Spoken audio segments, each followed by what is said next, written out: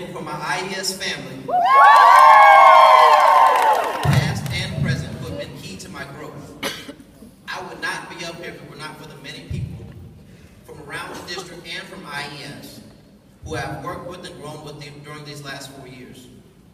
From the many teachers I've partnered with on projects such as through Blue Ribbon Schools, to those that gave a simple smile and kind word after a hard day, thank you. Unique to that group is my TA, Mr. Calvin Golson.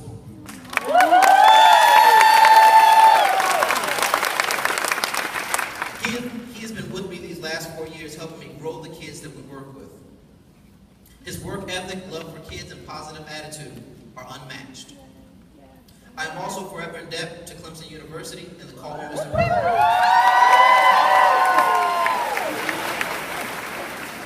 for giving me a strong foundation as a servant leader and as an educator. Most importantly, I am thankful for my mother and grandmother who taught me faith, perseverance, and confidence.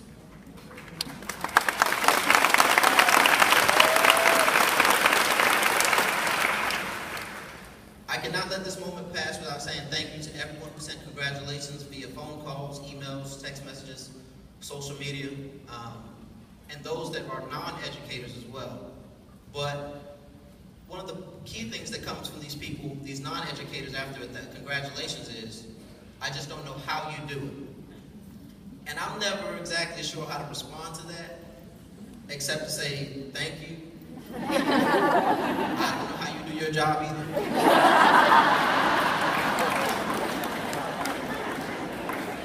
But the answer for me is very simple, very easy. I love my kids.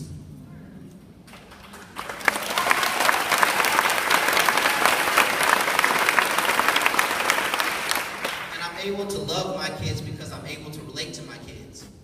Maybe even more than some people realize. For instance, when I was in elementary school, I decided to run off the campus of Shaw Air Force Base Elementary when I was told that I couldn't have recess.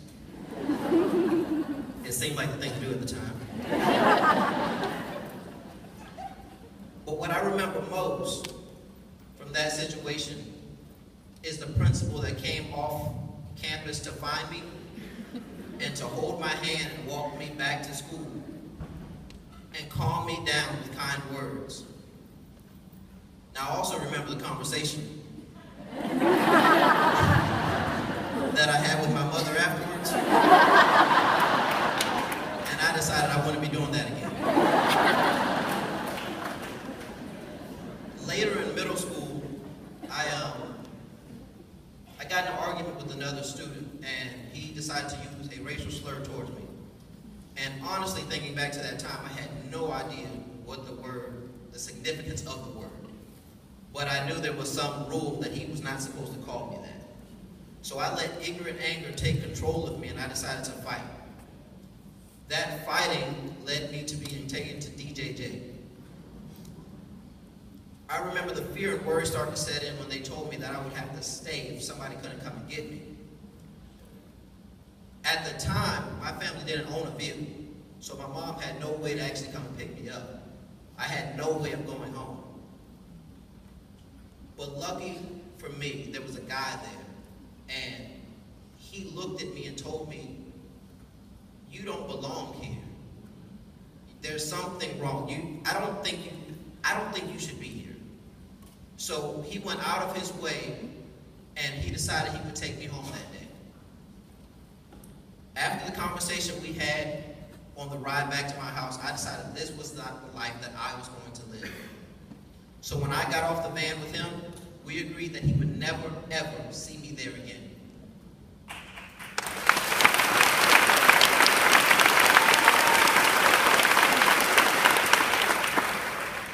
I can tell many of these stories where I was just being a knucklehead, doing my own thing, not listening. But for each and every one of those stories, I can also tell you there was someone there. Most often a teacher, pastor, coach, or my mother, who sought to understand me and then guide me towards better choices. So when my students choose to act out in class and hit, kick, yell, throw things, bite, etc., etc., I seek to understand first. As there was a reason for my behaviors, I believe there's always a reason for theirs. And the more I understand my students, the more invested I become in their stories. Call Me Mr. taught me to challenge myself on a daily basis with constant self-reflection. Did those that I serve grow? Did they leave better than they came? In order for any of us in this building to answer yes to those questions, we must meet our students where they are.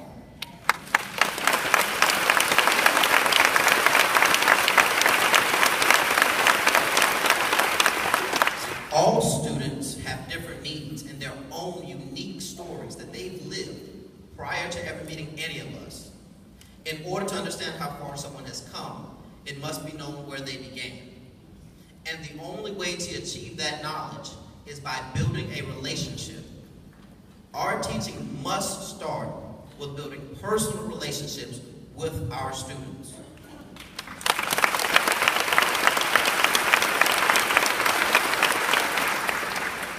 We have to do our best to understand their social and emotional needs first. Students are naturally social. They need friendships and positive interactions, just as much as they need academic success. The stronger the relationships are, the happier, more productive the students are going to be. The relationships we build with students will assist them in becoming the best version of themselves. One of the most influential things Coach Sweeney says is best is the standard. What that means is that everyone should aspire to be the very best that they can be at whatever it is that they are doing. Do the little things right, and not let outside factors dictate who they're going to be or how great they can be. Society teaches our children to judge people based on outside factors: skin color, clothes, what kind of car they drive, how big is their house, the number of social media followers and friends, how many likes did I get yesterday. However, we must continue to counter that narrative by teaching our future leaders that each and every child has value.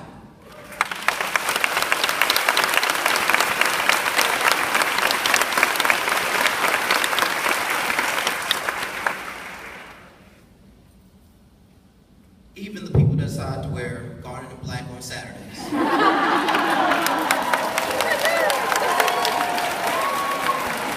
They too have Go Tigers.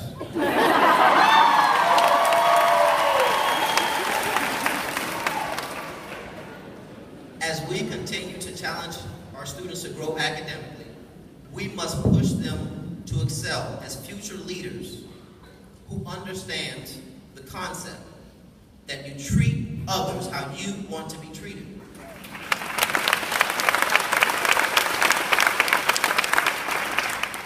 Each of us has the opportunity to impact or change the story of the students we will come in contact with during the next 10 months. You can make a difference in their lives. I ask each of you to remain positive and not give up on any child that you come into contact with this year. From our straight-A students who never get in trouble, to the students that never bring homework and give us the hardest time, their story needs you in it. You never know. The kid that runs out of your classroom, argues with you, and gives you the hardest time might just be someone's district teacher of the year.